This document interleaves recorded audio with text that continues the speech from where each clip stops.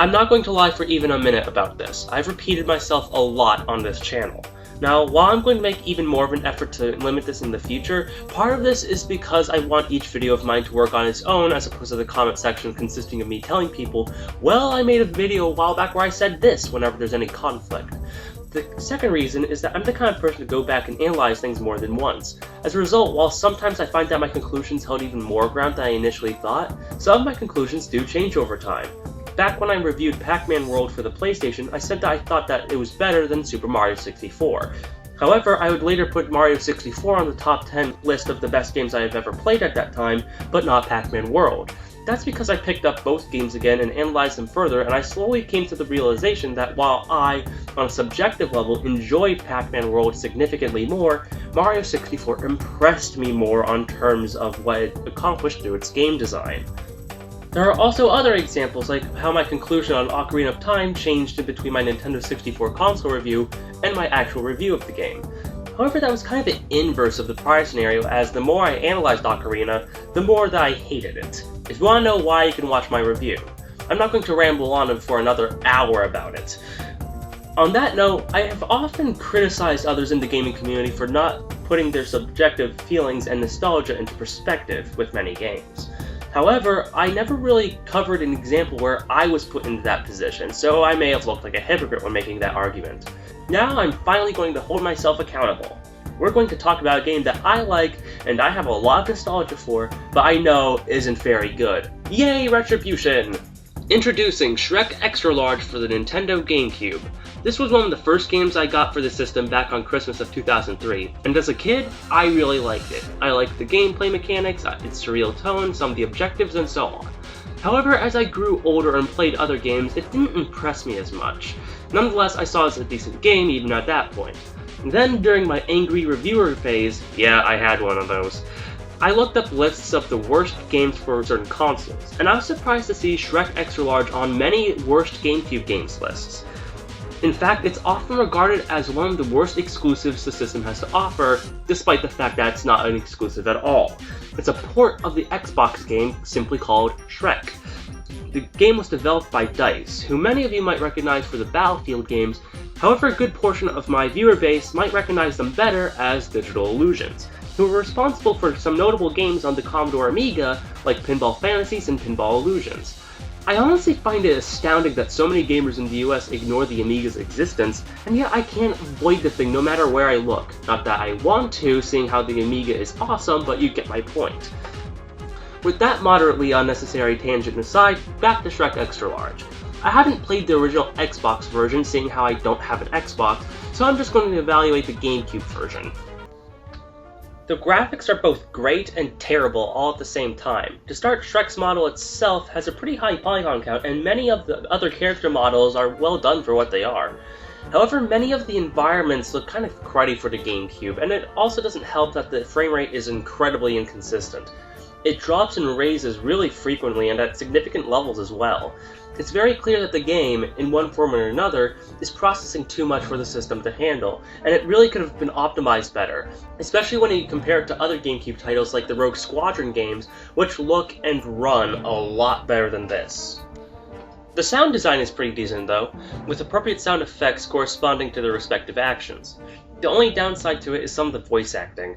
It's very clear when listening to all the different characters in the game that they're all voiced by the same couple of voice actors and actresses who don't exactly disguise their voices well. Shrek found that there were more Sweetsville engineers in the sewers. We can see your predicament, but we can't really help you with the Ice Queen as long as her silly guards are running about.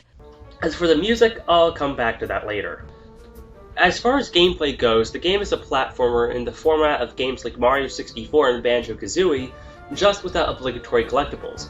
Instead, you complete objectives in each stage before moving on to the next one. The central idea being that you're entering an environment that has lost any sense of order, and you have to restore balance and harmony by helping people. To be fair, this is pretty well handled. Far from perfect, and it kind of pales in comparison to the other games that use this format. However, it still has its own identity due to the objectives themselves and the overall tone of the game. The gameplay mechanics are especially bizarre. You can run around, jump, punch, kick, which is standard enough, but you also have fart and belch attacks. You have a gas meter which you replenish with onions. In addition, there are chili peppers, which will cause you to burp flames and fart explosions that send you flying in the air. In all honesty, I can't think of another game with those kind of mechanics. Though seeing how the gaming industry works, I wouldn't be surprised if there actually is a game out there with these same exact qualities. So yeah, on the grounds I just mentioned, the game seems alright. Flawed, but alright. However, there is one fatal problem that debatably cripples the entire game: the platform placement. The controls are very clearly designed for traversing through wide-open environments, but a lot of the level design is really claustrophobic, which makes for some really awkward platforming. Of course, this isn't as noticeable in wide-open environments, but a lot of the level design in general just doesn't match Shrek's movement very well. It's like the level designs are more focused on making the levels look cool, as opposed to functional. This also means something as simple as getting from one platform to the other is made infinitely more complicated than it should be. To be fair though, there are a few levels in the game where this isn't as much of a problem, and those are the ones that I find myself replaying more often. Despite that, it's not exactly enough to save the game. Though there is one element that after all of these years I still think holds up: the soundtrack.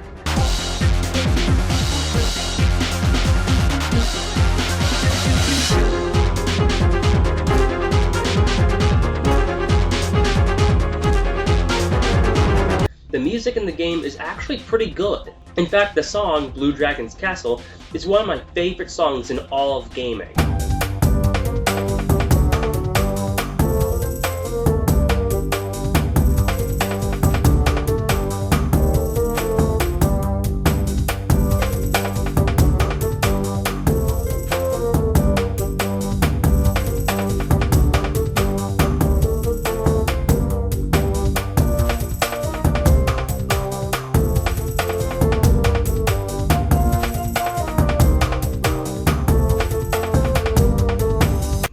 Does this redeem the game in any sense? No, but I still like it. I still like exploring some of these environments. I still like how bizarre the gameplay mechanics are. I still like the game's overall tone. Would I recommend it? No! However, it will still be one of those games I go back and play for a quick nostalgia trip, even if it really isn't all that great.